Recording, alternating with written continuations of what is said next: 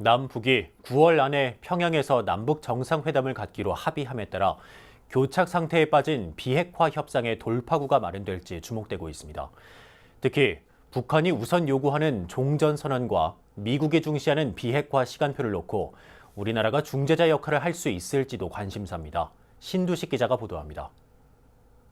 남북 고위급 회담 공동보도문에는 남북 정상회담을 9월 안에 평양에서 갖기로 합의하는 내용이 담겼습니다.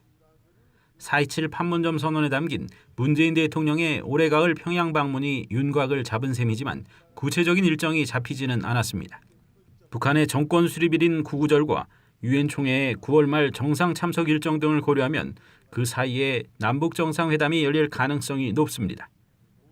구체적 일정이 확정되지 않은 데 대해 북측이 판문점 선언 이행에 속도를 낼 것을 남측에 압박하는 차원일 수 있다는 분석이 나오고 있습니다.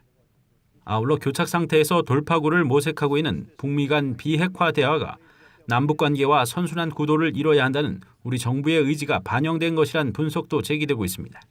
전체적으로 앞으로 북한과 미국 간의 대화, 특히 폼페이오 국무장관의 방북 가능성도 있는 상황에서 좀 더 유동성 있는 상황들을 좀 예상하면서 판을 좀 보겠다. 그래서 포괄적으로 9월 안에 남북 정상회담을 못을 박으면서 북미 간에 좀 더 많은 문제를 풀어야 된다. 특히 종전선언 관련된 문제를 풀기 위해서 압박하는 그런 측면도 있다고 봐야 될 것 같습니다. 문재인 대통령이 취임 이후 세 번째로 갖는 남북 정상회담을 통해 북한이 요구하는 종전선언과 미국이 중시하는 비핵화 시간표를 중재하는 데 어떤 역할을 할지도 관심사입니다. 남북 정상회담을 통해 한반도 비핵화 평화체제에 대한 윤곽을 잡을 경우 9월 말 유엔 총회에 각국 정상들이 모일 때 남북미 또는 남북미중이 참여하는 종전선언이 검토될 수 있기 때문입니다.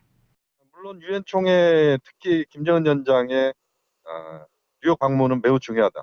그 과정에서 실질적으로 남북미중 종전선언을 끌어내는 그 과정들을 우리가 굉장히 중요하게 볼 수 있기 때문에 역시 남북 정상회담은 유엔 총회 특히 김정은 위원장과 트럼프 대통령의 만남을 위한 그런 디딤돌, 징검다리 역할 그 의미도 매우 크다고 봐야 될 것 같습니다. 9월 평양 남북 정상회담은 남북 관계 발전뿐 아니라 북미 간 비핵화 협상의 돌파구를 마련하는 측면에서도 문재인 정부의 중재자론에 대한 중요한 시험대가 될 전망입니다. BBS 뉴스 신두식입니다.